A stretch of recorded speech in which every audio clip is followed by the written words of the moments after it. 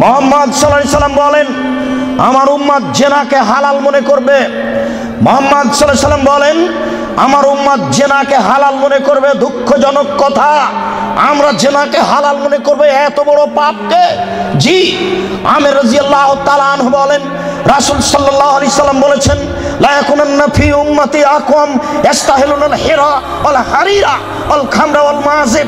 অচিরে আমার উম্মতে এমন মানুষ আসছে যারা রেশমি কাপড়কে হালাল মনে করবে, তাদের গায়ে থাকবে সিল্ক জাতীয় জামা, তাদের বাড়িতে থাকবে মখমল জাতীয় চাদর। আমার উম্মত রেশমি কাপড়কে হালাল মনে করবে। 2, আমার উম্মত জেনাকে হালাল মনে করবে। 3, আমার উম্মত মদকে হালাল মনে করবে। 4, আমার উম্মত বাদ্যযন্ত্রকে হালাল মনে করবে। সব দোকানেই টিভি, সব মোবাইলে বাদ্যযন্ত্র, কারোর কাছে এটার পাপের কাজ নয়, কেউ ভাবে না এটা পাপের কাজ। শুনুন এই ছেলে, তুমি খুব ধৈর্য ধারণ করে থাকো, আলোচনার শেষের দিক যত যাবে তত গুরুত্বপূর্ণ আলোচনা হবে। তুমি খুব সতর্ক থাকো, যতই কষ্ট হোক। সম্মানিত মুরব্বী, আপনার যতই কষ্ট হোক, আপনাকে আমি কিছু সময়ক্ষণ অপেক্ষা করার জন্য অনুরোধ করছি। আপনি ধৈর্য ধারণ করুন, ইচ্ছা করলেই সময় বের করা যায় না।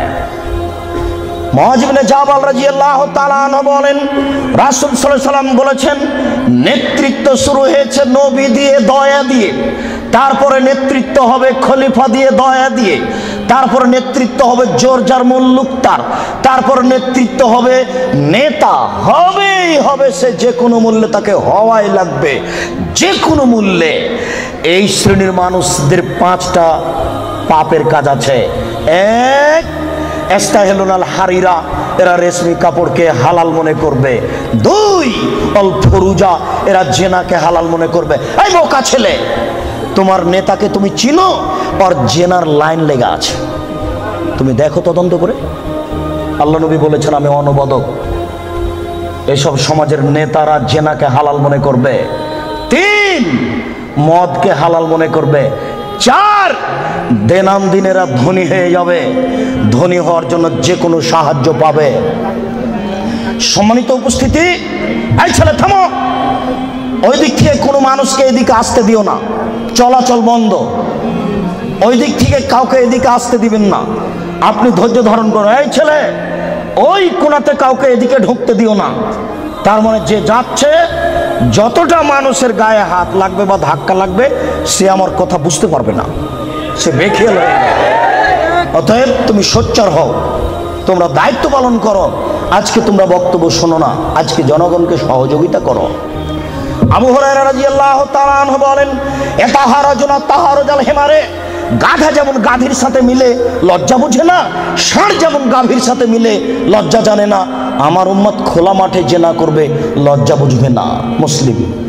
গাধা যেমন গাধীর সাথে মিলে লজ্জা বুঝে না, ষাঁড় যেমন খোলা মাঠে মিলে লজ্জা জানে না, মানুষ তেমন খোলা মাঠে জেনা করবে, লজ্জা বুঝবে না।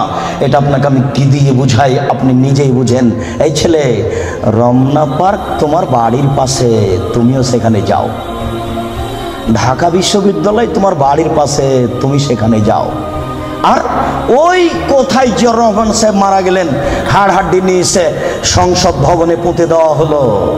শোনো, গোটা মাঠ হলো জেনার কারখানা। এই রাস্তা দিয়ে মিনিটে লক্ষ মানুষ হাঁটে। ওসি যান, দারোগা যান, চেয়ারম্যান যান, এমপি যান, মন্ত্রী যান, ডিসি যান, এডিসি যান, মিনিটে লক্ষ মানুষ যায়। দেখো তুমি এই রাস্তার উপরে যুবক যুবতীকে চেপে ধরে আছে, যুবক যুবতীর উরু রানের উপরে মাথা দিয়ে ঘুমিয়ে আছে। কেউ কিছু বলে না, বলা নাকি যায় না। কেউ কিছু বলে না, বলা নাকি যায় না, বলা নাকি অপরাধ। এই দেশে নাকি কেউ মানুষ নেই, সবাই নাকি পশু। পশু যদি না হয় তাহলে বলে না কেন? জবাব কে দেবে? কাপুরুষ। জবাব তোমাকেই দিতে হবে। কেউ কেন কিছু বলে না। আল্লাহ রাসূল বলেন আলাইনানে তাজনিনে জেনা হমান নাজর। এই ছেলে, 2 চোখের জেনা হচ্ছে চোখ দিয়ে দেখা। অল ওজনানে জেনা হমাল ইস্তেমাও, 2 কানের জেনা হচ্ছে কান দিয়ে শোনা। ওয়াল ইয়াদ জেনা হাল বাতস, হাতের জেনা হচ্ছে হাত দিয়ে ধরা। আর রিজিল জেনাহাল মাসি, পায়ের জেনা হচ্ছে পা দিয়ে চলা। জেনাল কাল তাতামানা তাস্তাহি, অন্তরের জেনা হচ্ছে পরিকল্পনা করা। জেনাল লেসানে নুতক, জিহ্বার জেনা হচ্ছে কথা বলা। এগুলি সব জেনা। আমি অনুবাদক, হাদিস মুসলিম। এবার তুমি বাঁচো কি করে?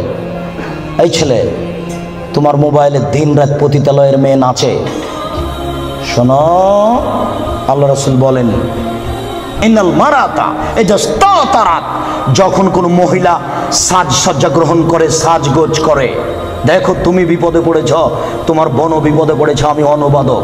তিনি বলেন যখন কোনো মহিলা সাজসজ্জা করে, সাজগোজ করে, ঠোঁটে লিপস্টিক দেয়, পাউডার মাখে, তারপরে পুরুষের পাশ দিয়ে হেঁটে যায়, কেদা জানিয়ে ও ব্যভিচারণী, ও ব্যভিচারণী, ও ব্যভিচারণী।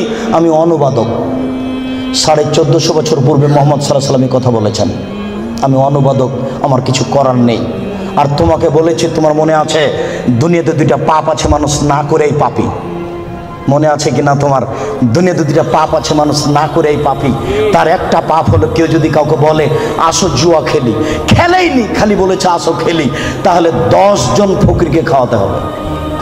খেলেইনি, খালি বলেছে আসো জুয়া খেলি, তাতে কয়জন ফকিরকে খাওয়াতে হবে? 10 জন ফকিরকে সোয়াজি করে চাউল দিতে হবে, 100 কেজি করে। আরেকটা দুনিয়াতে পাপ আছে, না করেই পাপী। আল্লাহ রাসূল বলছেন কোনো মহিলা যদি সাজগোজ করে, সাজসজ্জা গ্রহণ করে, ঠোঁটে লিপস্টিক দেয়, পাউডার মাখে, ফামারাত বিমাজলিসিন, তারপরে পুরুষের পাশ দিয়ে হেঁটে যায়, তারপরে পুরুষের পাশ দিয়ে হেঁটে যায়, ফেয়ে কেদা জানিয়ে ও ব্যভিচারণী, ও ব্যভিচারণী, ও ব্যভিচারণী, ও জেনা করেইনি। আমি অনুবাদক, আমার কিছু করার নেই, আমি নতুনভাবে কিছু বলতে পারি না। 1450 বছর পূর্বে মুহাম্মদ সাল্লাল্লাহু আলাইহি ওয়াসাল্লাম এভাবে বলেছেন। আমি আপনাকে আজকে বাংলা, আরবি থেকে বাংলা করে শোনালাম। এভাবেই তিনি বলেছেন।